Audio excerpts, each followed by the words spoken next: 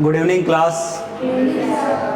आज हम static G के सीरीज में भारत रत्न का विस्तृत अध्ययन करेंगे।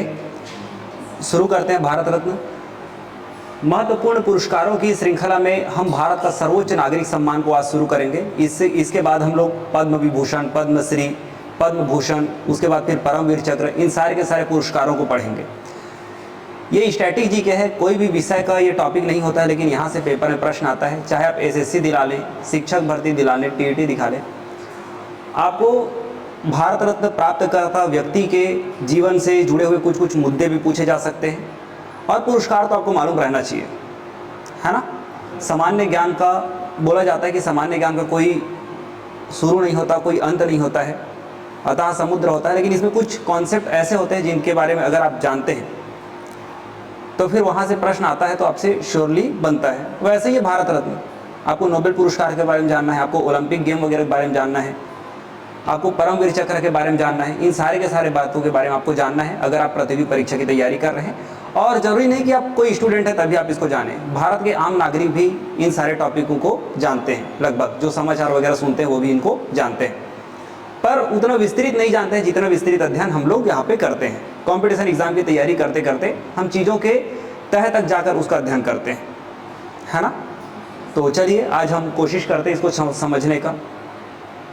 भारत रत्न, जैसे मैंने बोला कि ये सिविलियन अवार्ड है, ये भारत का नागरिक सम्मान है। एक तो होता है सैन्य सम्मान, आप परमवीर चक्र सुन लो, शौर्य चक्र सुन लो, और जितने भी कीर्ति चक्र सुन लो, अशोक चक्र सुन लो, ये सारे के सारे पुलिस वालों को, अर्धसैन्य बल को एवं आर्म फोर्स को मिलता है ना। सेना में रहते रहते अगर देश की सुरक्षा के लिए, राज्य की सुरक्षा के लिए अगर कोई कार्य करते हैं उनको वो सम्मान मिलता है। लेकिन अगर आप समाज सेवा, साहित्य, विज्ञान, कला, इन क्षेत्रों में अगर उत्कृष्ट कार्यों को देखेंगे तो इन क्षेत्र में अगर कोई व्यक्ति उत्कृष्ट कार्य करते हैं तो सर्वोच्च उत्कृष्ट कार्य करने पर भारत रत्न, उसके बाद फिर पद्म विभूषण, फिर पद्म भूषण, पद्मश्री दिया जाता है। तो भारत रत्न देने के लिए कुछ एक सेक्टर है, कुछ क्षेत्र है, समाज सेवा हो गया, साहित्य हो गया, विज्ञान हो गया, कला हो गया। 2011 से, सन 2011 से मानवता या मानव विकास के क्षेत्र में उत्कृष्ट कार्य करने वाले व्यक्ति को भारत रत्न पुरस्कार के लिए नामित किया जा सकता है। अर्थात अब कोई एक ऐसा सेक्टर नहीं है कि विज्ञान वाले को दिया जाएगा, कला वाले को दिया जाएगा, ऐसा कुछ नहीं। मानव क्षेत्र के लिए उत्कृष्ट कार्य मतलब कोई भी अच्छा कार्य करता है तो उसे आप दे सकते हैं, कोई ऐसा क्राइटेरिया नहीं बांधेंगे, अब किसी को भी दिया जा सकता है भारत रत्न। भारत रत्न के लिए जो नामांकन होता है, इसके नामांकन के लिए प्रधानमंत्री राष्ट्रपति को सूचित करते हैं। जिसको भारत रत्न दिया जाना है ये हमारे पहले प्राइम मिनिस्टर हैं और ये हमारे पहले प्रेसिडेंट हैं। आप हैं डॉक्टर राजेंद्र प्रसाद, भारत के पहले राष्ट्रपति, और आप हैं पंडित जवाहरलाल नेहरू, भारत के पहले प्रधानमंत्री। किसी व्यक्ति को भारत रत्न के लिए नामित करना है तो प्रधानमंत्री की समिति होती है, प्रधानमंत्री उसका नाम राष्ट्रपति महोदय को देते हैं, फिर राष्ट्रपति इस अवार्ड को 26 जनवरी के दिन प्रदान करते हैं। भारत रत्न की जो शुरुआत होती है ये होती है 2 जनवरी 1954। भारत रत्न पुरस्कार की शुरुआत होती है 2 जनवरी 1954 को। डॉक्टर राजेंद्र प्रसाद ने इस पुरस्कार की शुरुआत की थी। भारत रत्न की शुरुआत की गई थी भारत के पहले राष्ट्रपति डॉक्टर राजेंद्र प्रसाद के कर कमलों से, और 1954 में ही पहली बार 3 व्यक्तियों को भारत रत्न सम्मान दिया गया था। भारत रत्न में क्या दिया जाता है, धनराशि दिया जाता है कि क्या दिया जाता है, ये सारी बातों को देखते हैं। 2 जनवरी 1954 से ही इसकी शुरुआत होती है, और इसको किस व्यक्ति को भारत रत्न देना है इसके लिए जो सुझाव होता है, प्रधानमंत्री प्रेसिडेंट को, राष्ट्रपति को सुझाव देते हैं, और राष्ट्रपति महोदय द्वारा प्रतिवर्ष जब दिया जाना है तब, ऐसा नहीं कि हर साल दिया जाएगा, अभी 2024 से 2023 2022 में आप देख लो, भारत रत्न नहीं दिया गया था, है ना। तो जब भी भारत रत्न दिया जाना है 26 जनवरी के दिन इन पुरस्कारों का वितरण किया जाता है, और इन पुरस्कारों का वितरण किया जाता है राष्ट्रपति के कर कमलों से। अब तक अगर आप बात करें भारत में, तो 53 मेंबरों को भारत रत्न पुरस्कार मिल चुका है। भारत रत्न दिखता कैसे है, पहले आप ये देखो, ये जो आपको दिख रहा है यही है भारत रत्न। पीपल का पत्ता है, और ये पीपल के पत्ते की जो आकृति है ये तांबे से निर्मित है, ब्रॉन्ज से। ये पीपल के पत्ते का फ्रंट साइड है और ये उसका बैक साइड है। फ्रंट साइड में तांबे का बना हुआ है, और इसके बीच में प्लेटिनम का सूर्य बना हुआ है, प्लेटिनम धातु का सूर्य बना हुआ है। उसके नीचे चांदी में देवनागरी लिपि से भारत रत्न लिखा गया है। जो हम लिख रहे हैं ये देवनागरी लिपि है, तो चांदी में भारत रत्न लिखा हुआ है। और ये जो पीपल का पत्ता है इसकी पृष्ठभूमि तांबे की है, और इसके ऊपर जो सूर्य बना हुआ है ये प्लेटिनम का है। और इसके बाउंड्री में आप देखो, इसके बाउंड्री में भी यहाँ पे चमकदार परत दिख रहा है, अर्थात पीपल का पत्ता का जो बाउंड्री है ये भी प्लेटिनम का बना हुआ है। फ्रंट साइड में सूर्य दिखेगा और बैक साइड में आपको दिखेगा भारत का प्रतीक चिन्ह के रूप में जो सारनाथ सिंह है, वही सारनाथ सिंह। 4 सिंह में से 3 सिंह दिखाई देता है, एक सिंह पीछे करके दिखाई नहीं देता है। इसकी छवि प्लेटिनम से बनाई गई है पीछे, और इसके नीचे लिखा गया है सत्य की हमेशा विजय होती है, सत्यमेव जयते। और ये सत्यमेव जयते लिया गया है मुंडकोपनिषद से, सत्य की हमेशा विजय होती है मुंडकोपनिषद से। इसकी भी संरचना ऐसी है, तांबे की पृष्ठभूमि, किनारे पट्टी प्लेटिनम से। और ये भी बना, ये जो सारनाथ का जो सिंह है ये भी बना हुआ है प्लेटिनम से। भारत रत्न जब पहनाया जाता है, भारत रत्न प्राप्त करता व्यक्ति को जब पहनाया जाता है तो इसे सफेद रिबन में पहना जाता है। कैसे पहना जाता है? सफेद रिबन से। तो ये भी याद रखना इसको। और यह मेडल का निर्माण होता है कलकत्ता के टकसाल में, कलकत्ता में। तो ये सारी बातें छोटी छोटी बातें हैं, इसको आप ध्यान रखेंगे। कलकत्ता के टकसाल में इसका निर्माण होता है। जिस व्यक्ति को भारत रत्न दिया जाना है उस व्यक्ति के पास कुछ सुविधाएं होती हैं।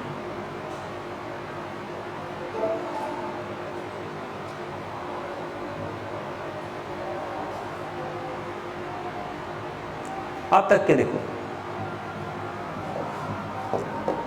हमने अभी भी बताया कि अब तक के 53% को भारत रत्न दिया जा चुका है, जिसमें 35 जीवित पर्सन थे और जो 18% थे इन्हें मरणोपरांत दिया गया है। तो आपको ज्ञात होना चाहिए भारत रत्न की शुरुआत 1954 में हुई है। तब केवल जो व्यक्ति जीवित है केवल उन्हें ही दिए जाने का प्रावधान था। 1955 में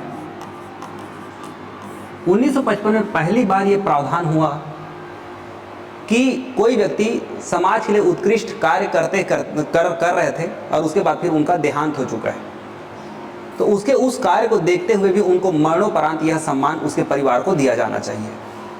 तो 1955 से मरणोपरांत भारत रत्न देने का प्रावधान बना और पहली बार मरणोपरांत दिया गया था लाल बहादुर शास्त्री जी को।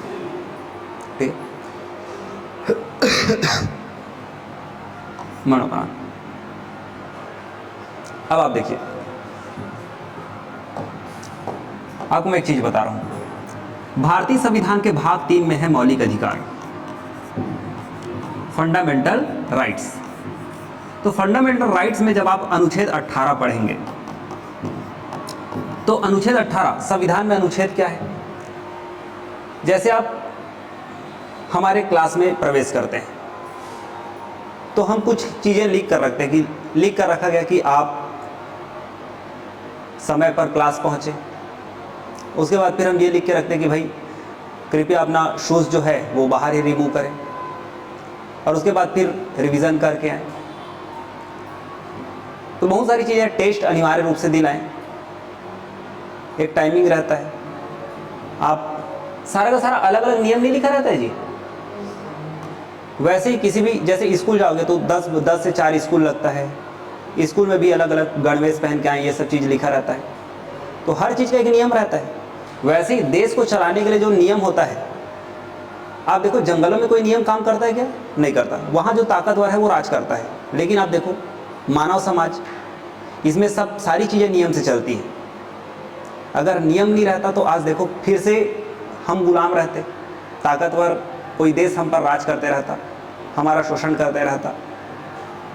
तो ऐसा नहीं होता है। नियम बनने से क्या होता है, स्थिति सुधर जाती है, सबको समानता से जीने का मौका मिल जाता है। तो वही समानता लाने का प्रयास किया गया था। और समानता कब आएगा? जब कोई आदमी अपने नाम का गलत प्रयोग नहीं करेगा। जैसे किसी को बोल दिया पटेल साहब, तो गांव वाले देख के उसको पटेल साहब, चौधरी जी, राजा साहब, राय बहादुर सलाम ठोक रहा है। अंग्रेजों के काल में ऐसी होता था। अंग्रेज सबको उपाधि दे देते थे, किसी को राय बहादुर की उपाधि दे देते थे, किसी को पटेल साहब की, किसी को चौधरी, किसी को सर, ऐसे उपाधि दे देते थे। तो उनका एक अलग ही ठाट बाट रहता था समाज में, गांव में, भीड़ भाड़ में, तो लोग उनको सम्मान देते थे। संविधान निर्माण करते समय डॉक्टर भीमराव अंबेडकर ने इस लाइन का एकदम गहन अध्ययन किया कि भाई यहाँ पे जो उपाधि ले लेते हैं वो लोग अपने सामने सामान्य तबके के लोगों को कुछ भी नहीं समझते। तो सबसे पहले तो हमको इनको हटाना है, क्योंकि हम समानता की बात कर रहे हैं। तो समानता में जो ऊंच नीच वाला जो भेदभाव होता है उसको तो हटाना पड़ेगा ना। तो अनुच्छेद 18 में, मौलिक अधिकार में, लोगों का अधिकार में समानता दिलाने के लिए, समानता के अधिकार में चौथे नंबर पे, या अनुच्छेद 18 में अगर आप समानता का अधिकार का बात करें तो कानून के समक्ष समानता है, अनुच्छेद 14 में। अनुच्छेद 15 में सार्वजनिक स्थानों पर भेदभाव करने से रोका गया है। अनुच्छेद 16 में शासकीय नौकरी में भेदभाव करने से रोका गया है। अनुच्छेद 17 में बोला गया है छुआछूत का विरोध, अस्पृश्यता का अंत। और वहीं अनुच्छेद 18 में बोला गया है उपाधियों का अंत, उपाधियों का अंत।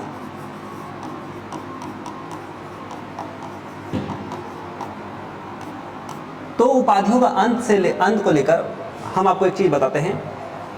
एक विवाद आया, वैसे भारत रत्न को लेकर 2 बार विवाद आया था।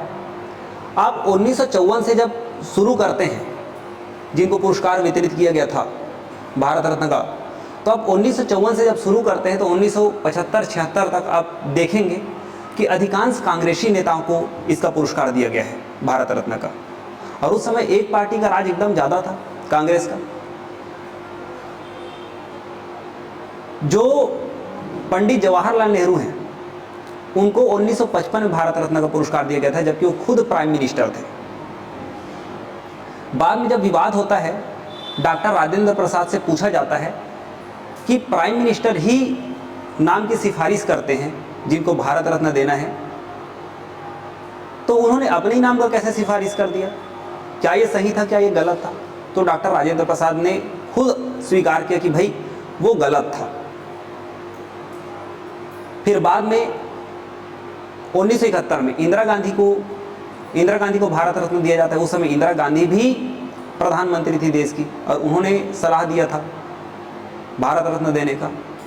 तो फिर उस समय जब राष्ट्रपति को पूछा जाता है, तो फिर राष्ट्रपति बोलते हैं कि 1971 में उन्होंने जो फैसला लिया था बांग्लादेश, पूर्वी पाकिस्तान से बांग्लादेश बनाने का, हम उनके उस दृढ़ निश्चय, उस फैसले को देखते हुए हमने उनको भारत रत्न दिया है, वह संवैधानिक था। ये सब विवाद आता है, विवाद तो कई बार हुआ। तो पहली बार गैर कांग्रेसी सरकार आती, इस पर आएंगे, अभी चर्चा करेंगे।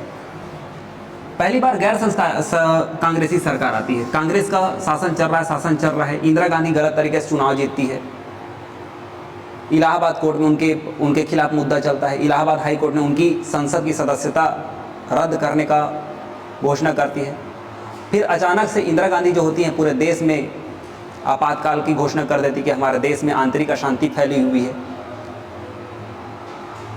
जैसे तैसे आपातकाल हटता है, और उसके बाद फिर इंदिरा गांधी जी को जेल होता है। फिर देश में लहर चलता है कि भाई कांग्रेस को हटाना है, देश को बचाना है, इस प्रकार बड़े बड़े आंदोलन होते हैं। फिर छोटे छोटे बहुत सारे दलों ने मिलकर एक साथ चुनाव लड़ा और 1977 में बहुत सारी पार्टियों ने मिलकर चुनाव जीता और सारी की सारी पार्टी एक झंडे के नीचे आ गई और उन्होंने अपना पार्टी का नाम बनाया जनता दल। और जनता दल तरफ से भारत के प्राइम मिनिस्टर बनते हैं मोरारजी देसाई। तो मोरारजी देसाई ने सब यही निर्णय लिया कि ये जो भारत रत्न है ये अपने लोगों को खुश करने के लिए दिया जा रहा है। उसमें से कुछ लोग ऐसे होते हैं जो मानवता या उन्होंने वास्तव में काम किया था उनको दिया जा रहा है, बाकी सब उनके ही लोग हैं, उनके इर्द गिर्द उनके बात मानने वाले वो लोग हैं, उनको दिया जा रहा है। इससे देश की जनता को भी जैसे मुझे बुरा लग रहा होगा वैसे ही देश की जनता को बुरा लग रहा होगा। और बहुत सारी सुविधाएं दी जाती हैं इनको, अभी पढ़ेंगे सुविधाएं। तो इन सारे चीज़ों को हम समाप्त करते हैं, हम समाप्त ही कर देते हैं भारत रत्न को। तो 1977 से लेकर जब तक इंदिरा गांधी फिर से चुनाव जीत कर नहीं आएगी 1980 तक भारत रत्न को पहली बार सस्पेंड किया गया था, अर्थात भारत रत्न का पुरस्कार नहीं दिया गया था। दूसरे बार भारत देश में एक तो केरल का जो हाई कोर्ट है, केरल का हाई कोर्ट किस स्थान पे है किसी को मालूम है? एर्नाकुलम। और हमारी जो मातृ राज्य है मध्य प्रदेश, इसका हाई कोर्ट कहाँ है बताओ बच्चों? जबलपुर में। कहाँ है? जबलपुर में। तो जबलपुर हाई कोर्ट और एर्नाकुलम हाई कोर्ट में जनहित याचिका लगाई गई थी।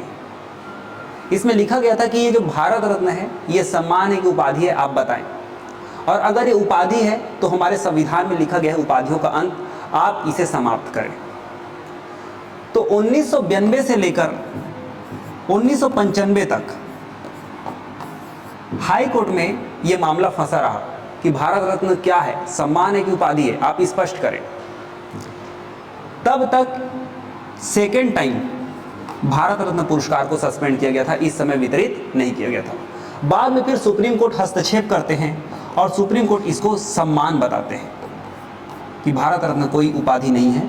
अगर आप साहित्य, समाज सेवा, विज्ञान, कला इन क्षेत्रों में उत्कृष्ट कार्य करते हो, अग्रणी रहते हो, तो फिर आप भी पात्र हो भारत रत्न के।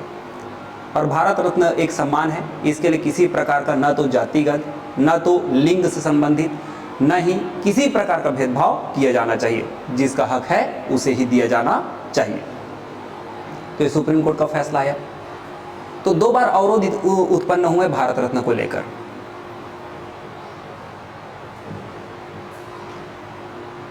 भारत रत्न जो प्राप्तकर्ता होते हैं इनका जो हायरार्की है, इनका जो वरीयता क्रम है, ये कई बार पेपर में पूछा जाता है कि ये भारत देश में अगर हम इनको स्थान दें, प्रशासनिक स्थान दें, तो ये कौन से नंबर पे आते हैं? तो ये 7वें नंबर पे आते हैं। भारत देश का पहला जो नागरिक होता है और भारत का सर्वोच्च पदाधिकारी होता है, अनुच्छेद भारतीय संविधान के भाग 5 के अनुच्छेद 52 में राष्ट्रपति पद का जिक्र है। किसका जिक्र है? राष्ट्रपति का। भारतीय संविधान में जब आप पदाधिकारियों को पढ़ने जाएंगे तो सबसे पहला पदाधिकारी जो संविधान में निहित रहेगा वो रहेगा राष्ट्रपति का। भाग 5 अनुच्छेद 52, भारतीय कार्यपालिका के प्रमुख। तो पूरे भारत में सबसे सर्वोच्च जो पद होता है वो होता है राष्ट्रपति का। पहले नंबर पर है राष्ट्रपति पद, दूसरे नंबर पर है उपराष्ट्रपति, तीसरे नंबर पर है प्रधानमंत्री, चौथे नंबर पर है राज्यों के राज्यपाल और 5वें नंबर पे है पूर्व राष्ट्रपति, 6ठे नंबर पे है मुख्य न्यायाधीश एवं लोकसभा अध्यक्ष, चीफ जस्टिस ऑफ इंडिया, और उसके बाद फिर लोकसभा अध्यक्ष। 7वें नंबर पे भारत रत्न प्राप्त करता तो आएंगे ही आएंगे। 7वें नंबर पर आते हैं वरीयता क्रम में भारत रत्न प्राप्त करता। लेकिन इनके साथ साथ कैबिनेट मंत्री, कैबिनेट मंत्री का मतलब जानते हो? नरेंद्र मोदी के साथ जो बैठते हैं, मंत्री तो बहुत सारे होते हैं। भारत में मंत्रियों का प्रावधान ऐसा है कि लोकसभा की जितनी सीटें हैं ना, 543 है लोकसभा की सीटें, लोकसभा की सीटों का 15% मंत्रियों का प्रावधान है। आपके छत्तीसगढ़ में, जो हमारा जो छत्तीसगढ़ है इसमें 90 विधायक हैं, राज्य में विधानसभा की सीटों को देखा जाता है, इसका 15% मंत्री होते हैं। तो आप देखो अगर 543 का अगर मैं 15% निकालूंगा तो वो 82 के आसपास चले जाएगा। तो उतने सारे मंत्री रख के करना क्या है? उसमें से कुछ मंत्री हैं जिनके पास स्वतंत्र प्रभार होना चाहिए, जैसे वित्त मंत्रालय का कोई प्रभारी हो, जैसे निर्मला सीतारमण जी हैं, रक्षा मंत्रालय राजनाथ सिंह जी, और गृह मंत्रालय अमित शाह जी। तो ये सारे के सारे बड़े बड़े मंत्रालय अपने पास रखे हुए हैं। अब अमित शाह अकेले गृह मंत्रालय को नहीं संभाल पाते। कोई आदमी पासपोर्ट बनवाना चाहता है, अगर किसी को अमेरिका जाना है तो पहले भारत देश से परमिशन लेना पड़ेगा कि भाई मैं अमेरिका जाना चाहता हूँ, जा सकता हूँ क्या? भारत देश उसको परमिशन देगा, हाँ ठीक है जा सकते हो। फिर अमेरिका से परमिशन लेगा, वीज़ा बनवाएगा, तो अमेरिका बोलेगा हाँ तुम आ सकते हो, नहीं आ सकते हो। आप जिस देश में हो उस देश से बाहर जाने के लिए आपको पासपोर्ट बनाना पड़ता है, और आप जिस देश में जा रहे हो उस देश में उस देश की परमिशन के लिए आपको वीज़ा बनवाना पड़ता है। तो गृह मंत्रालय का काम होता है। जैसे सोनिया गांधी भारत में आई, राजीव गांधी से शादी की, उसके बाद फिर उनको पंजीकरण से नागरिकता दी गई। तो भारत देश में नागरिकता देना भी गृह मंत्रालय का काम होता है। उसके बाद फिर आप ये देखना कि जितने भी राज्य हैं, जैसे हमारा छत्तीसगढ़ राज्य का जो सुकमा, बीजापुर, नारायणपुर ये पट्टी है, ये नक्सल बेल्ट है। अब वहाँ पे सुरक्षा के लिए आप बहुत सारे BSF, CISF, SSB ये सब कैंप देखोगे। बाउंड्री में सुरक्षा देना रक्षा मंत्रालय का काम होता है, लेकिन जो हमारा घरेलू सीमा है उसके अंदर सुरक्षा देना छत्तीसगढ़ बाउंड्री में थोड़ी ना है। छत्तीसगढ़ तो भारत देश के बीच में है, ये तो लैंडलॉक स्टेट है। यहाँ की सबसे बड़ी समस्या है नक्सल समस्या। करी मुठभेड़ में 30 नक्सली चल बसे। पढ़े हो कल का पेपर? पढ़ा करो, चलो मैं बता दूंगा उसके बारे में। तो आप देखो अगर हमारे देश के अंदर कहीं कहीं पे उत्पात मच रहा है, कहीं कहीं पे उग्रवादी विचारधारा आ रही है, उस देश के अंदर सुरक्षा प्रदान करना ये गृह मंत्रालय का काम होता है। Central reserve police force, CRPF वगैरह इसकी भर्ती करता है उसके लिए गृह मंत्रालय। तो गृह मंत्रालय, एक मंत्रालय कितने सारे काम है भाई, अभी तो इसके मैं कुछ ही काम गिनाया हूँ। तो जो गृह मंत्री होते हैं ना, वो अपने नीचे और भी मंत्री रखते हैं जिनको राज्य गृह मंत्री कहते हैं, गृह मंत्री के अंतर्गत और रहते हैं। तो ऐसे बहुत सारे मंत्री होते हैं। यहाँ पे लिखा गया है कैबिनेट मंत्री, जो मुख्य गृह मंत्री हैं वे। ऐसे प्रधानमंत्री के अगल बगल में बहुत सारे मंत्री होते हैं। ये कैबिनेट मंत्री के दर्जे में होते हैं भारत रत्न प्राप्तकर्ता। आपको राज्यों के मुख्यमंत्री के बारे में पता होगा, हर राज्यों के मुख्यमंत्री होते हैं, उनका भी ओहदा इनके बराबर होते हैं। अर्थात ये बहुत बड़ा सम्मानीय पद होता है भारत रत्न अलंकरण प्राप्त करना। अब योजना आयोग तो अब नीति आयोग बन गया है, अब योजना आयोग नहीं है, अब ये नीति आयोग बन गया है। तो नीति आयोग के अध्यक्ष होते हैं प्राइम मिनिस्टर। उपाध्यक्ष लिखना है, क्या लिखना है? उपाध्यक्ष। पूर्व प्रधानमंत्री, राज्यसभा एवं लोकसभा के विपक्ष के नेता, ये सारे के सारे भारत रत्न प्राप्तकर्ता व्यक्ति के समकक्ष वरीयता में आते हैं। अब आपको मालूम होना चाहिए, अगर किसी व्यक्ति को भारत रत्न मिल रहा है तो उसे किसी प्रकार की धनराशि नहीं दी जाती, उसको किसी प्रकार की धनराशि नहीं दी जाती। उनको दी जाती है कुछ सुविधाएं। जैसे सुविधाएं क्या क्या दी जाती है, देखो।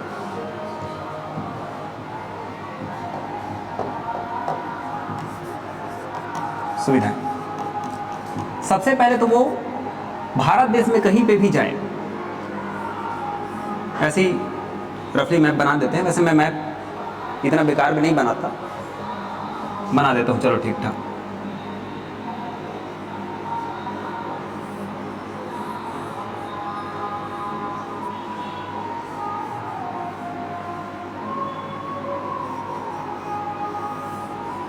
ये लीजिए,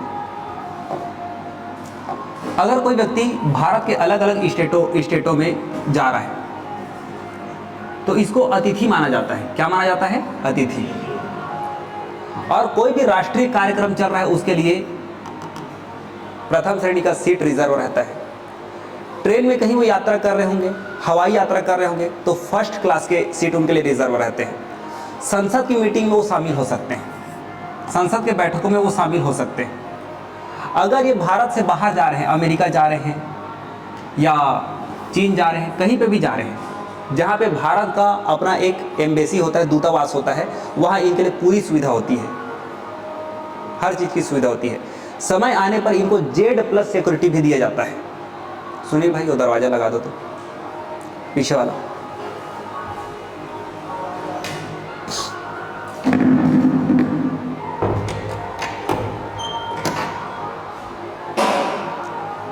समय आने पर इनको Z+ सिक्योरिटी भी दी जाती है। भारत रत्न देते समय इनको पैसा नहीं दिया जाता, बाकी सुविधाएं दी जाती हैं। तो ये होता है। और वैरित्य क्रम में ये 7वें नंबर पर आते हैं, ये तो आपको मालूम है। अब देखते हैं,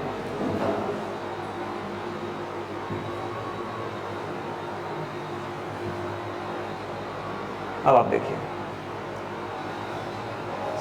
आप ये दो शख्स देख रहे होंगे, कुछ भी बात देख लीजिए। आपको ये व्यक्ति दिख रहे होंगे, ये है भारत के पहले शिक्षा मंत्री अबुल कलाम आजाद। भारत के पहले शिक्षा मंत्री कौन है? अबुल कलाम आजाद। तो जब इनका नाम लिया गया भारत रत्न के लिए कि अबुल कलाम आजाद जी, अब हम आपका नाम लिख रहे हैं और आपको भारत रत्न प्राप्त करने के लिए आना पड़ेगा, तो अबुल कलाम आजाद ने सीधे सीधे ये बोल के मना कर दिया कि जब भारत रत्न अवार्ड बन रहा था तो मैं इसके निर्माण समिति में था और मैं खुद निर्माण कर रहा हूँ, तो मैं कैसे भारत रत्न को ग्रहण कर सकता हूँ। गांधीवादी विचारधारा के नेता थे और ये भी हमेशा मोहम्मद अली जिन्नाह से विवाद किए कि आप बेवजह इस भारत को दो टुकड़ों में मत बांटो, भारत पहले जैसा था वैसे ही रहेगा, सब इसमें सारे के सारे लोग खुश रहेंगे, नहीं तो फिर भीषण रक्तपात होगा, बहुत कुछ गलत होगा। ये पाकिस्तान बनने के पक्ष में ही नहीं थे, ये हिंदुस्तान के साथ ही रखना चाहते थे वहाँ के मुसलमानों को, लेकिन कुछ लोगों का जिद वो बर्बाद कर दिया। आज हम तो संपन्न है, भारत कहीं ना कहीं बहुत आगे है, पाकिस्तान हमसे बहुत पीछे है। तो हर व्यक्ति दूरदृष्टि नहीं होते, ये दूरदृष्टि थे। भारत के पहले शिक्षा मंत्री रहे हैं और इनका जो डेट ऑफ बर्थ है ये 11 नवंबर को है। इनका जो हैप्पी बर्थडे होता है, इनका जो जन्म दिवस आता है ये 11 नवंबर को आता है। और आप एक चीज़ याद रखें, इनके ही जन्म दिवस को भारत में शिक्षा दिवस के रूप में मनाया जाता है, शिक्षा एजुकेशन डे। ठीक है, अगर आपको शिक्षक दिवस जानना है तो आप डॉक्टर सर्वपल्ली राधाकृष्णन का 5 सितंबर वाला जन्म दिवस मनाते हैं, वो शिक्षक दिवस है 5 सितंबर। शिक्षक मतलब होता है टीचर्स डे, 5 सितंबर को होता है टीचर्स डे और 11 नवंबर को होता है शिक्षा दिवस। शिक्षा दिवस आज तक आपने स्कूलों में इसलिए नहीं मनाए हैं क्योंकि ये समय है दिवाली छुट्टी का। इस कारण मतलब आप ये मान के चलो कि आप जितने भी स्कूल में जाके बच्चों से पूछोगे शिक्षा दिवस कब है तो वो 5 सितंबर ही बोलेंगे। 5 सितंबर शिक्षक दिवस होता है। हमारे पहले उपराष्ट्रपति एवं दूसरे व्यक्तिगत रूप से दूसरे नंबर के जो राष्ट्रपति थे और बहुत बड़े दार्शनिक सर्वपल्ली राधाकृष्णन, उनके जन्म दिवस के उपलक्ष्य में मनाया जाता है शिक्षक दिवस। और हमने बोला एजुकेशन डे, शिक्षा दिवस, ये मनाया जाता है 11 नवंबर को भारत के पहले शिक्षा मंत्री के जन्म दिवस पर। तो इन्होंने मना कर दिया कि भाई मुझे भारत रत्न नहीं चाहिए। फिर आपको दिख रहे हैं बंगाल टाइगर और सबसे बड़े फ्रीडम फाइटर, वैसे कभी तुलना नहीं करना चाहिए, सब एक से बढ़कर एक थे। सुभाष चंद्र बोस जी भी अपने आप में महान थे। भगत सिंह की तो बात ही निराली है। सुभाष चंद्र बोस जी, भगत सिंह जी, चंद्रशेखर आज़ाद, ये अलग ही लेवल के हीरो थे और यही रियल हीरो थे सुभाष चंद्र बोस जी। तो सुभाष चंद्र बोस जी के नाम से 1992 में भारत रत्न पुरस्कार की घोषणा की गई। इनको भारत रत्न देने की घोषणा की गई। तो इनकी जो पुत्री है अनीता बोस,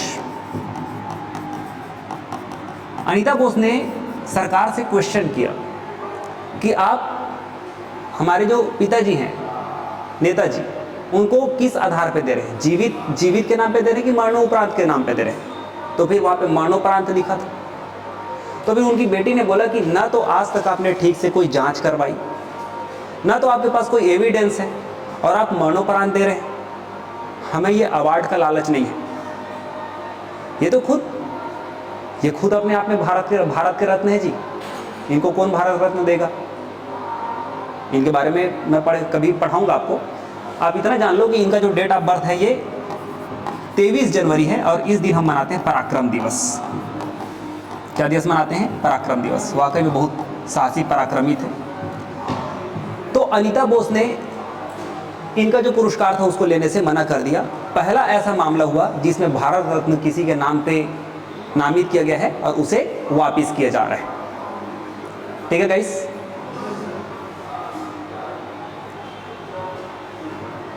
अब इसके बाद फिर देखो, भारत रत्न से सम्मानित प्रधानमंत्री।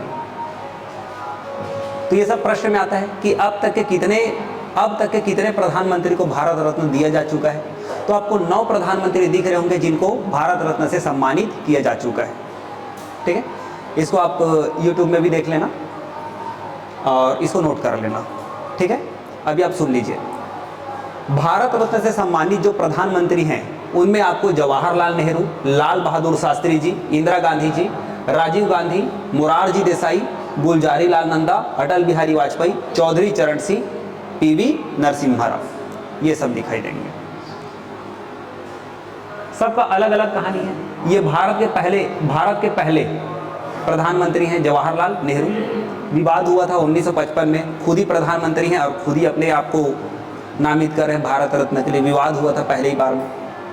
लाल बहादुर शास्त्री मरणोपरांत भारत रत्न प्राप्त करने वाले पहले व्यक्ति हैं, है ना, और ये प्रधानमंत्री भी हैं। ताशकंद समझौता में गए थे, फिर अचानक से इनका आकस्मिक निधन हो गया। बहुत अच्छे हीरे खोए हमने और उस पर उस समय की सरकार ने कोई एक्शन नहीं ली, बातों को दबा दिया गया, पूरा गोलमाल। इनका जो नारा था जय जवान जय किसान, और उसमें अटल बिहारी वाजपेयी ने जोड़ा जय विज्ञान। जय किसान, जय जवान जय किसान, जय विज्ञान। इंदिरा गांधी, इन्होंने ऑपरेशन ब्लू स्टार वगैरह भी चलाया। ठीक है, और इन्होंने बांग्लादेश को स्वतंत्र करवाया। राजीव गांधी जी सबसे युवा प्राइम मिनिस्टर और भारत में कंप्यूटर शिक्षा को लाने वाले व्यक्ति।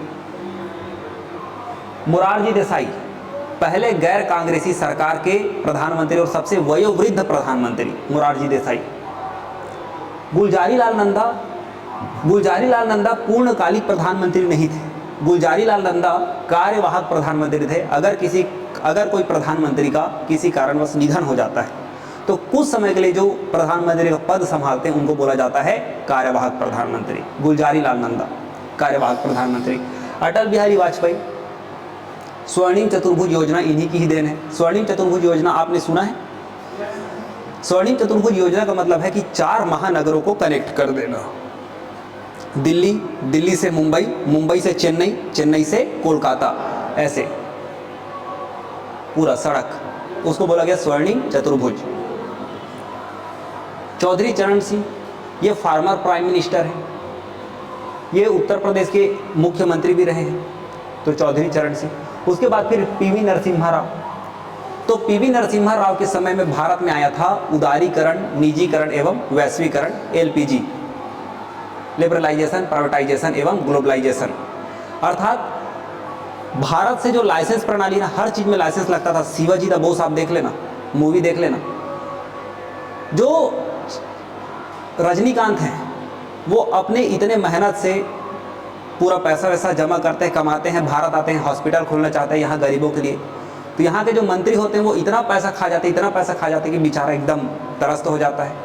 कोई आदमी अपने पैसे से भी अगर भलाई काम करना चाहे ना, तो यहाँ के जो गद्दार नेता हैं उनको करने नहीं देते, और कुछ गद्दार अधिकारी भी उनको करने नहीं देते।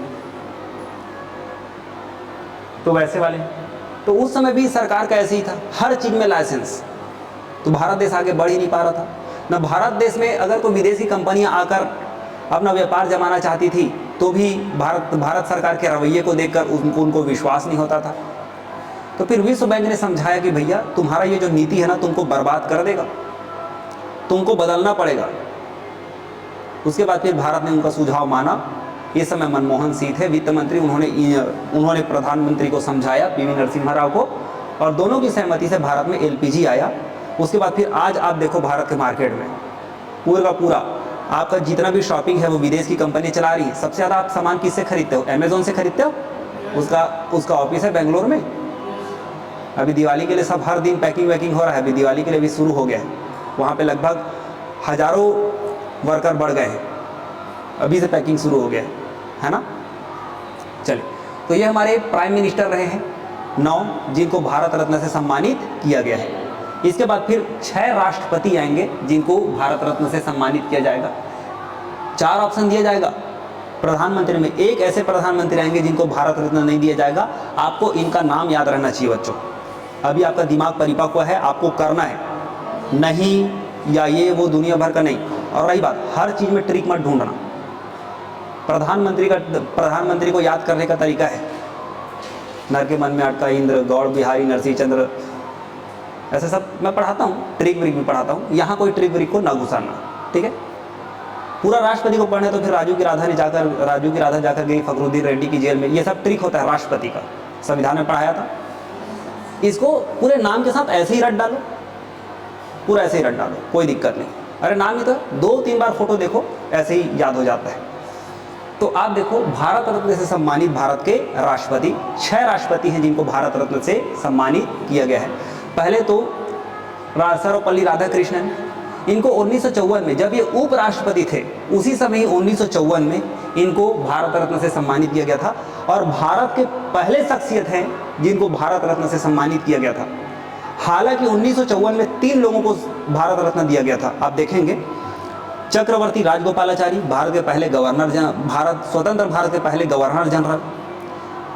सर्वपल्ली राधाकृष्णन, दार्शनिक, शिक्षाविद, 2 बार उपराष्ट्रपति, 1 बार राष्ट्रपति, इनको दिया गया था 1954 में। जाकिर हुसैन, तो ये ऐसे राष्ट्रपति जिनका पद में रहते रहते निधन हुआ था, है ना, जाकिर हुसैन। डॉक्टर राजेंद्र प्रसाद को दिया गया है, डॉक्टर राजेंद्र प्रसाद, जो कि संविधान सभा के अध्यक्ष रहे हैं, परमानेंट अध्यक्ष रहे हैं संविधान सभा के, संविधान निर्माण होने से लेकर संविधान के पूरा होते तक ये अध्यक्ष रहे। वराह वेंकट गिरी, वीवी गिरी, मजदूर नेता वराह वेंकट गिरी। तो ये, उसके बाद फिर missile man of India APJ Abdul Kalam. उसके बाद फिर GST का कॉन्सेप्ट सबसे पहले तैयार किया था प्रणब मुखर्जी ने, लेकिन वो पास नहीं करा पाए थे, क्योंकि GST पूरे देश के ढांचा को बदलने वाला प्रावधान था। और देश के ढांचा को, संघीय ढांचा को कोई भी प्रावधान जब बदलता है तो उसको संसद के दोनों सदनों में तो पास कराना ही होता है। साथ ही साथ जितने भी राज्य होते हैं उनमें आधे से एक अधिक राज्यों से भी पास कराना होता है। तो पूर्णतः बहुमत में जब बीजेपी की सरकार आई थी तब GST पास हुआ था।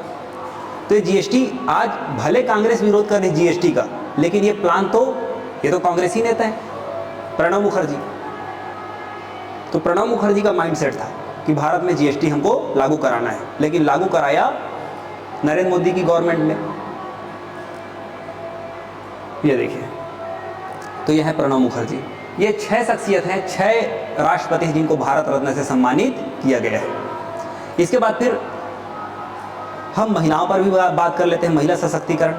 तो आज तक 53 लोगों में से केवल 5 ऐसी महिलाएं हैं जिसको भारत रत्न से सम्मानित किया गया है। उनमें से सबसे पहली हैं हमारी भारत की पहली महिला प्राइम मिनिस्टर इंदिरा गांधी जी। इस समय इन्होंने पूर्वी पाकिस्तान से 1971 में भारत पाकिस्तान का युद्ध हुआ, पूर्वी पाकिस्तान के 93,000 पाकिस्तानी मिलिटेंट्स को सरेंडर करवाया। सैफ मानेकशॉ इस समय सैन्य प्रमुख थे। उसके बाद फिर पाकिस्तान ने पूर्वी पाकिस्तान के क्षेत्र को छोड़ा और अपने क्षेत्र में चले गए। इसमें भारत का साथ दिया था बांग्लादेशी बंधु मुजीबुर रहमान ने। फिर उसके बाद फिर उनकी सरकार वहाँ बनती है, एक नया देश का जन्म होता है बांग्लादेश का। तो बांग्लादेश को आज़ाद कराने के चलते इंदिरा गांधी को भारत रत्न दिया गया था। उसके बाद फिर मदर टेरेसा है। अब देखो, मदर टेरेसा के बारे में अच्छी बातें भी हैं और बुरी बातें भी हैं। बुरी बातों को छोड़ो, अगर कोई कोढ़ी व्यक्ति, कोई खांसी वासी, कोई खांस रहा है, छींक रहा है, किसी के गले से खून निकल रहा है, आप उसके पास नहीं जाएंगे। लेकिन इन्होंने इधर उधर से चंदा इकट्ठा किया, भले यूरोप से चंदा ला रही हैं, अमेरिका से चंदा ला रही हैं, बड़े बड़े हॉल बनवाए, वहाँ उनको रखा, दवाई खिलाया, सेवा किया। अब एक अकेली महिला सबके पास थोड़ी ना जा सकती है। अब बाहर से बैठ के आदमी बुराई कर रहे हैं इनका। भाई उनको रहने का रहने का स्थान प्रोवाइड कराई, कुछ सेवा किया उनको भी ऐसे बताया कि भाई तुम एकदम समाज से परे नहीं हो, तुम भी समाज के ही प्राणी हो, तुम्हारा स्वास्थ्य खराब है तो क्या हुआ करके। ऐसे ही बहुत सारी बहुत खतरनाक स्वास्थ्य समस्याओं से घिरे हुए लोगों का इन्होंने सेवा किया था। इनकी इस सेवा को देखते हुए इनको शांति का नोबेल भी दिया गया और भारत का सर्वोच्च नागरिक सम्मान भारत रत्न से भी नवाजा गया मदर टेरेसा जी को। बाकी और है इनके बारे में बहुत सारी नेगेटिव बातें हैं, बाद में फिर इन्होंने उसको बिजनेस बना लिया, फंडिंग का तरीका बना लिया, ऐसे बहुत सारी चीज़ें हैं, लेकिन सकारात्मक चीज़ों को लेकर चलना। अरुणा आसफ अली, अरुणा आसफ अली भारत छोड़ो आंदोलन के समय ग्वालियर टैंक में इन्होंने ध्वजारोहण किया था और उसके बाद फिर इन्होंने बहुत सारा ऐसा भूमिगत होकर रेडियो वगैरह का संचालन किया, मतलब वो तो उषा मेहता है। अरुणा आसफ अली भारत छोड़ो आंदोलन से जुड़ी रही और ये क्रांतिकारी महिला थी और दिल्ली की प्रथम महिला चेयरमैन बनी थी। तो अरुणा आसफ अली, इनको भी दिया गया 1997 में। एम.एस. सुब्बुलक्ष्मी, ये पहली संगीतज्ञ महिला है जो कर्नाटक से आती थी और शास्त्रीय संगीत इसका मंचन करती थी। तो इन्होंने जो संगीत था, शास्त्रीय संगीत, इसका मंचन किया था संयुक्त राष्ट्र महासभा में 1966 में यूएनओ में। और ये है लता मंगेशकर, तो इनके बारे में तो आप जानते हैं, स्वर कोकिला लता मंगेशकर। इन 5 महिलाओं को भारत रत्न से नवाजा गया है। अब देखो, ऐसा जरूरी नहीं कि भारत रत्न केवल भारतीयों को दिया जाता है। आज तक के 2 ऐसे विदेशी हैं जो कि भारत से नहीं है, जो विदेश से हैं, भारत के बाहर से हैं, उनको भी भारत रत्न से नवाजा गया है।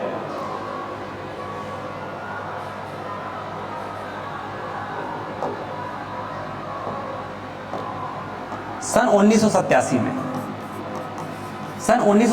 में गांधी जी के प्रमुख सपोर्टर और गांधी जी के साथ साथ रहने वाले खान अब्दुल गफ्फार खान, जिन्हें फ्रंटियर गांधी के नाम से जाना जाता है। फ्रंटियर गांधी क्यों कहते हैं? क्योंकि इनका जो क्षेत्र है ये है पाकिस्तान के ऊपर का क्षेत्र, खैबर पख्तूनख्वा, जहाँ के लोगों को पश्तो बोला जाता है, वो पश्तो भाषा बोलते हैं। ये वहीं से थे, वहाँ के पठान थे। ये कभी नहीं चाहते थे कि भारत बंटवारा करे, आज़ादी के समय भारत का बंटवारा ये कभी नहीं चाहते थे। इन्होंने पूरे अपने दल के साथ इसका विरोध किया था। 1929 घटना है 1929 की, जब महात्मा गांधी सविनय अवज्ञा आंदोलन का आगाज कर रहे हैं, शुरुआत करने जा रहे हैं। उस समय इन्होंने महात्मा गांधी का सहयोग दिया था। उस समय ये महिलाओं को काला कुर्ता को काली कुर्ता पहनाते थे और पुरुषों को लाल कुर्ता पहनाते थे। इन्होंने जो आंदोलन किया उसको लाल कुर्ती आंदोलन भी कहा जाता है। भगवान के दूत खुदाई खिदमतगार नामक इन्होंने एक पूरा वो मंच बनाया और यहाँ पे अहिंसक रूप से, अर्थात बिना हथियार उठाए, बिना लड़ाई करे, ये गलत चीज़ों का विरोध करते थे।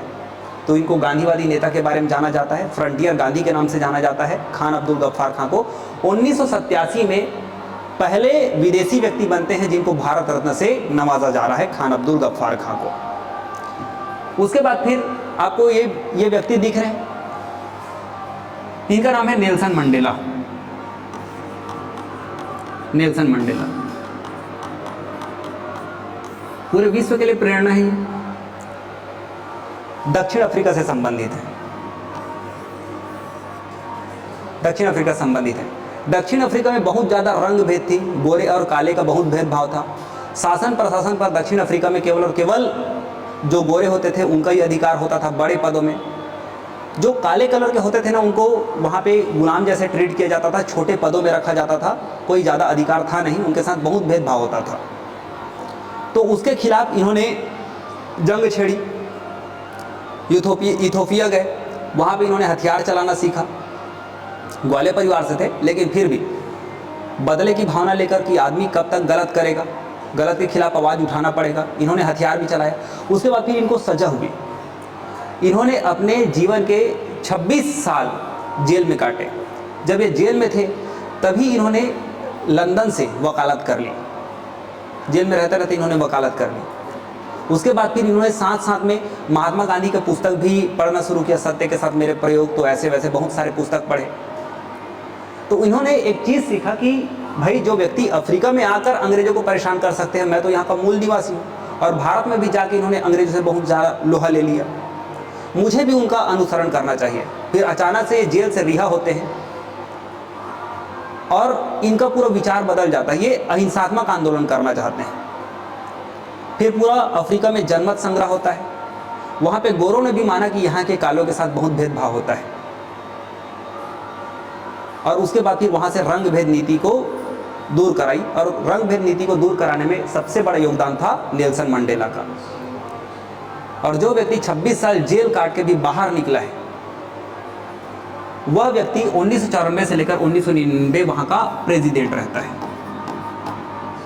और जब प्रेसिडेंट बनते हैं, वहाँ के राष्ट्रपति बनते हैं, तो इनका पहला दौरा भारत होता है। ये महात्मा गांधी को एवं गांधीवादी नेताओं को और भारत के नेताओं को बहुत ज़्यादा सम्मान करते थे। इनको दूसरे बार राष्ट्रपति बनने के लिए भी 1999 में फिर से राष्ट्रपति बनाना था दक्षिण अफ्रीका का। इनका फिर से नामांकन किया गया कि नेल्सन मंडेला ही बनेंगे। दूसरे को बोलते तो दूसरा ले लेता, लेकिन ये बोले कि ना, अब मुझे अपना जीवन मानव सेवा में देना है। बहुत सारी गलत चीज़ें हैं समाज में जो अपने पद में रहते हुए मैं उसको नहीं हटा सकता, मुझे पद में ना रह के वो सारे काम करने हैं करके। और इनके समय में साउथ जो अफ्रीका है वो उत्कर्ष पे पहुंच गया इनके प्रयासों से। इनको 1990 में भारत के सर्वोच्च सम्मान भारत रत्न से सम्मानित किया गया।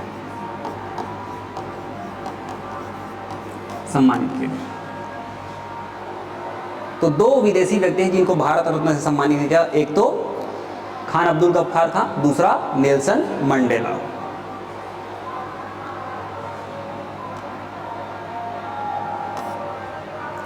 देखो, अब हम ये देखते हैं कि सबसे कम उम्र के व्यक्ति जिनको भारत रत्न से नवाजा गया है वो हैं सचिन तेंदुलकर 2014 में।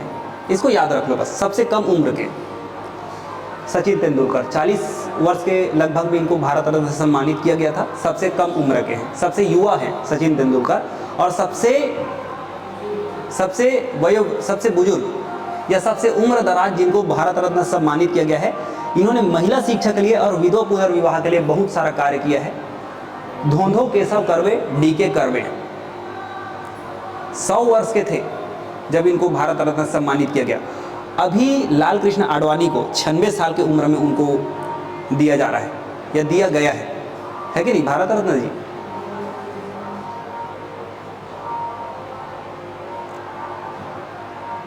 आइए, आपको 3 शख्स दिख रहे हैं।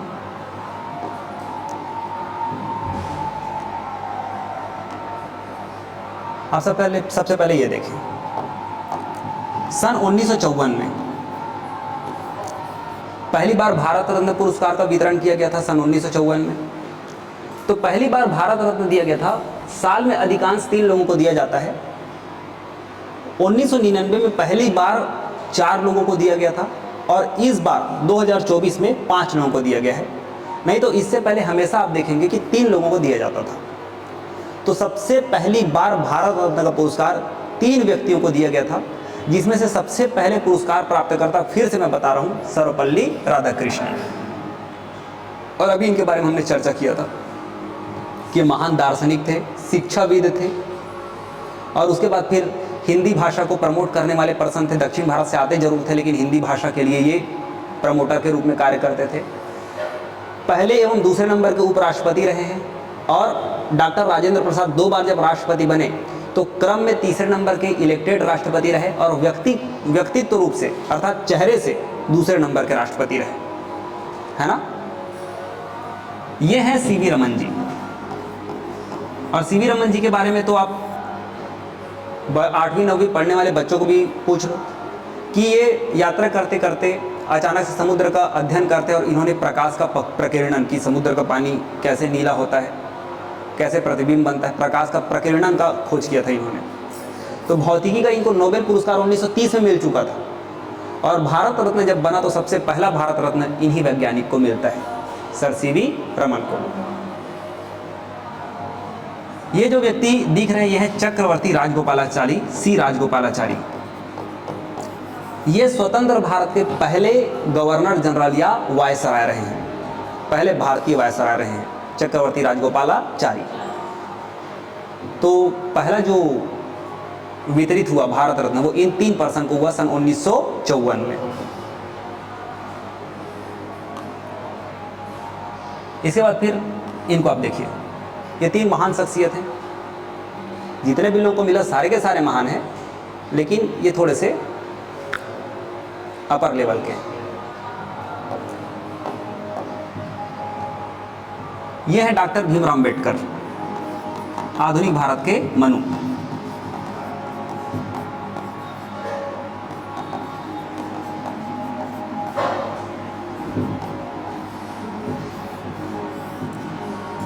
अब इतने बेहतरीन शख्सियत को भारत रत्न देने में यहाँ की जो गवर्नमेंट है उसने इतना लंबा समय लगा दिया, 1990 लगा दिया,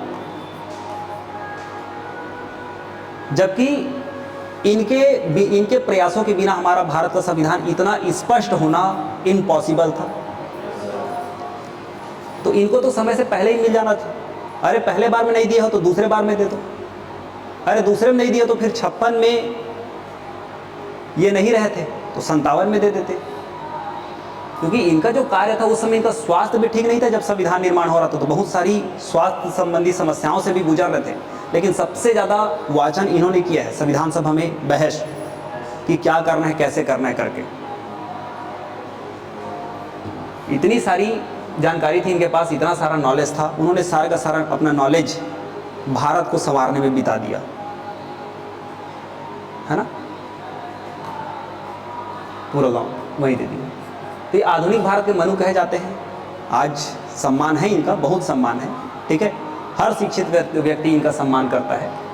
और इन्होंने अस्पृश्यता के खिलाफ भी बहुत सारे सामाजिक जंग लड़े, डॉक्टर भीमराव अंबेडकर। इनको भारत रत्न देने में सरकार ने बहुत लेट कर दिया, 1990 में दिया, है ना। और उसके बाद फिर आप ये देखो 1991 में सरदार वल्लभ भाई पटेल, इनका योगदान तो उस समय के नेताओं से बहुत ज़्यादा था, लेकिन इनको भी देखो 1991 में दिया जा रहा है, 1991 में दिया जा रहा है सरदार वल्लभ भाई पटेल को। 14 अप्रैल को मनाते हैं अम्बेडकर दिवस, और इनका जो जन्म हुआ था वो 31 अक्टूबर को हुआ था, और 31 अक्टूबर को हम लोग मनाते हैं एकता दिवस, यूनिटी डे। क्या मनाते हैं? एकता दिवस। इन्होंने पूरे भारत, उस समय जब भारत आज़ाद हुआ तो भारत टुकड़े टुकड़े में 565 अलग अलग देश होते। अभी आप राजनांदगांव से खैरागढ़ जाते, खैरागढ़ से छुई खदान जाते तो आपको ऐसा लगता है कि हम 2 देश पार करके जा रहे हैं। वहाँ पे अलग से चेक पोस्ट, उसके बाद अलग से चेक पोस्ट, ऐसे होता। उन सारे के सारे को कंप्लीट भारत बनाने में सरदार वल्लभ भाई पटेल का बहुत बड़ा योगदान है। ये गृह मंत्री रहे हमारे पहले, और इन्होंने घर के अंदर जो टुकड़े टुकड़े बटे हुए थे उसको मर्ज किया था, ठीक है। तो ये सरदार वल्लभ भाई पटेल हैं। तो सरदार वल्लभ भाई पटेल को भी 1991 में मिला। और ये है लाल बहादुर शास्त्री जी, इनकी तो बात ही अलग है। ये रेल मंत्री थे, ये रेल मंत्री भी रहे, प्रधानमंत्री भी रहे। इनका तो बहुत सारा मोटिवेशनल स्टोरी है। प्रधानमंत्री बनते हैं तो इनके पास 2 धोती रहता है, तो बोलते हैं कि नया नया पहन लो करके। तो फिर इनका वाचन होता है कि भाई जब तक मेरे देश का किसान नया धोती नहीं पहन सकता तब तक मैं कैसे नया धोती पहन सकता हूँ। इससे पहले जब ये रेल मंत्री थे तो इनकी माता रेल से यात्रा करके आती है, लेकिन इन्होंने अपनी माता को नहीं पता कि मैं ही रेल मंत्री हूँ करके। जब इनकी माता पूछती है कैसे तुम्हारा रेल में कोई ठीक ठिकाना नहीं है, ठीक से सुविधा नहीं है, तो मैं नॉर्मल से कर्मचारी हूँ रेल का, मैं क्या सुविधा कर सकता हूँ माँ, माफ़ करना, मैं बात करूँगा सरकार से। अपनी माँ को भी नहीं बताया था कि मैं रेल मंत्री हूँ करके। ये इतने शांत किस्म के व्यक्ति थे। और पहले मरणोपरांत जिनको भारत रत्न मिला वो थे लाल बहादुर शास्त्री।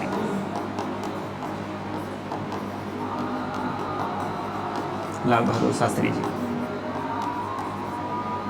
1966 में मिला। अब इसके बाद फिर हम बात कर लेते हैं करंट का, 2024 का। 2024 में 5 लोगों को भारत रत्न देने की घोषणा की गई थी, और 5 लोगों को भारत रत्न दिया गया।